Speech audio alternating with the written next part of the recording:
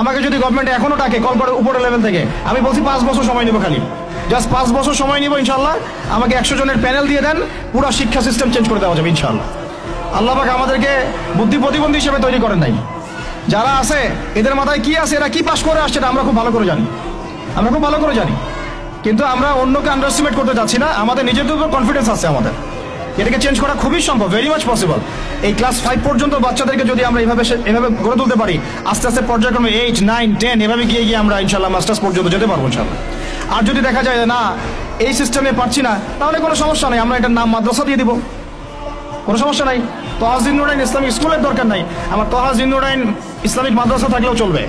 স্কুলই হতে হবে শেষে, নট নেসেসারি। আমার দরকার সিলেবাসটা কি, আমি পড়াচ্ছি কি, আমার এনভায়রনমেন্ট কি, আমার বাচ্চারা খেলতেছে কিনা, ভালো খাচ্ছে কিনা, ওর পরিবেশ কেমন, এটা মূল কথা, আমার টাইটেলটা মূল কথা না।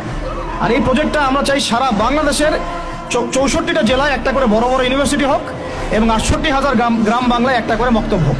তাহলে দেখবেন আগামী 20 বছরে আমি ইনশাআল্লাহ আপনাদেরকে একটা প্রজন্ম করে দিতে পারবো ইনশাআল্লাহ। তবে এই দায়িত্বটা কিন্তু আমার একার না, আমি আপনাদেরকে উদাত্ত আহ্বান খোলামেলা বলতেছি, আপনাদেরকে আগে আসতে হবে।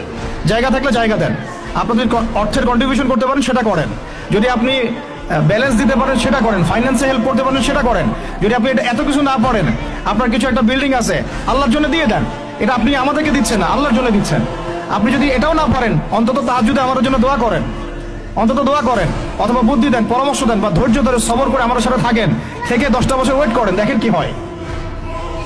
আমার শুধু আমার মেয়েকে নিয়ে ফিকির না তো, এই প্রত্যেকটা বাচ্চা আমার বাচ্চা, আল্লাহর কসম করে বলতেছি। প্যালেস্টাইনে যখন আমরা দেখি যে আমাদের এক একটা বাচ্চা না খেয়ে মারা যাচ্ছে, তখন আমার নিজের যৌবনের উপর আমার ধিক্কার আসে যে আমি যুবক এখানে বসে আছি আর আমি এই মানে কি বল মন্দের ভালো কিছু কাজ করার চেষ্টা করতেছি, অথচ আমাদের এই যে কচিকাঁচা বাচ্চাগুলো প্রত্যেকদিন বোমের শিকার হচ্ছে। ধিক্কার আমাদের যৌবনের উপরে, ধিক্কার আমাদের ক্ষমতার উপরে, আর ধিক ওইসব রাজতন্ত্রের উপরে যাদের ভিত্তির উপর দাঁড়ায় ওই কাজগুলো তারা করতেছে।